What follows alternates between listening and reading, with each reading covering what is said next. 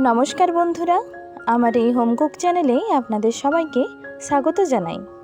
আজ আমি আপনাদের সঙ্গে শেয়ার করব চিংড়ি মাছের মালাইকারি রেসিপি। আর আমার চ্যানেলে যদি নতুন হয়ে থাকেন, আমার চ্যানেলটি সাবস্ক্রাইব করে পাশে থাকার অনুরোধ রইল। প্রথমেই আমি নারকেল দুধটি তৈরি করে দেখাবো। এর জন্য একটি নারকেলের হাফ কুড়িয়ে নিয়ে আমি একটি মিক্সির জারে দিয়ে দিচ্ছি। ক্ষমা করবেন, আমি একটু জল দিয়ে নারকেলটিকে বেটে নিয়েছিলাম, যেটি অফ ক্যামেরায় হয়ে গেছে। এরপর বেটে নেওয়া নারকেলটি একটি ছাঁকনিতে নিয়ে নিচ্ছি আর মিক্সির জারে আর একটু জল দিয়ে নারকেল বাটাটির ওপর দিয়ে দিচ্ছি। এরপর একটি চামচের সাহায্যে চেপে চেপে আমি নারকেলের দুধটি বের করে নেব। দেখুন, এই নারকেলটি ফেলে দেওয়ার দরকার নেই, অন্য যে কোনো রেসিপিতে ব্যবহার হয়ে যেতে পারে। দেখুন, একটি হাফ নারকেল থেকে এতটা পরিমাণ নারকেল দুধ বের হয়েছে। এখানে দেখুন, আমি 250 গ্রাম চিংড়ি মাছ নিয়েছিলাম। এতে নুন, হলুদ ও কাশ্মীরি লঙ্কার গুঁড়ো মাখিয়ে রেখেছি। এখন ওভেনে একটি কড়াই ভালো করে গরম করে তাতে দিয়ে দিচ্ছি বেশ কিছুটা সরষের তেল। এখন তেল ভালো করে গরম হয়ে এলে এতে দিয়ে দিচ্ছি চিংড়ি মাছগুলো। আমি এখানে চিংড়ি মাছগুলোকে খুব বেশি কড়া করে ভাজবো না, হালকা করেই ভেজে নেব। তবেই চিংড়ি মাছের মালাইকারি খেতে বেশি ভালো লাগবে। মাছগুলোকে উল্টে পাল্টে ভেজে নিচ্ছি। মাছগুলো ভাজা হয়ে গেলে এখন তেল থেকে তুলে নেব। আর এই রেসিপিটি ফলো করে বড় গলদা চিংড়ি দিয়ে মালাইকারিটি বানিয়ে নিতে পারেন, তাতে টেস্ট আরও বেশি ভালো আসে। আর না থাকলে আমার মতোই ছোট চিংড়ি দিয়ে বানিয়ে নিতে পারেন।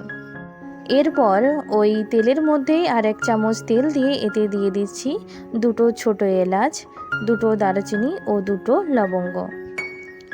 এরপর এতে দিয়ে দিচ্ছি 2 বড় সাইজের পেঁয়াজ বাটা। এখন পেঁয়াজ বাটাটি দিয়ে লো টু মিডিয়াম ফ্লেমে 1 মিনিট ধরে নাড়াচাড়া করে ভেজে নেব।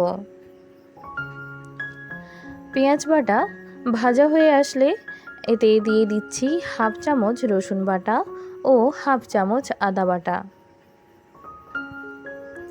এটিও 10 সেকেন্ড মতো নেড়েচেড়ে ভেজে নেব। এরপর গ্যাসের ফ্লেমটি লোতে করে এতে দিয়ে দিচ্ছি গুঁড়ো মশলা। এতে দিচ্ছি 1 চা চামচ হলুদ গুঁড়ো, 1 চা চামচ লঙ্কার গুঁড়ো, 1 চা চামচ জিরে গুঁড়ো ও 1 চা চামচ ধনে গুঁড়ো। এখন একটু জল দিয়ে মশলাটিকে ভালো করে কষিয়ে নেব। এখন গ্যাসের ফ্লেমটি মিডিয়ামে করে নিতে হবে। আমি একটু একটু করে জল দিয়ে মশলাটিকে ভালো করে কষিয়ে নিচ্ছি।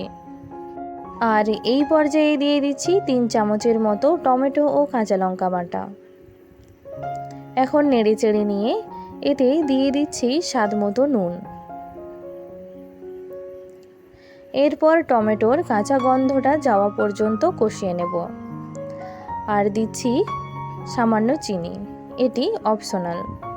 নারকেলের দুধটি যদি মিষ্টি হয় তাহলে চিনি দেওয়ার প্রয়োজন নেই। এই পর্যায়ে দিয়ে দিচ্ছি ভেজে রাখা চিংড়ি মাছ। মশলার সাথে চিংড়ি মাছটিকে ভালো করে কষিয়ে নেওয়ার পর এতে দিয়ে দিচ্ছি নারকেলের দুধ।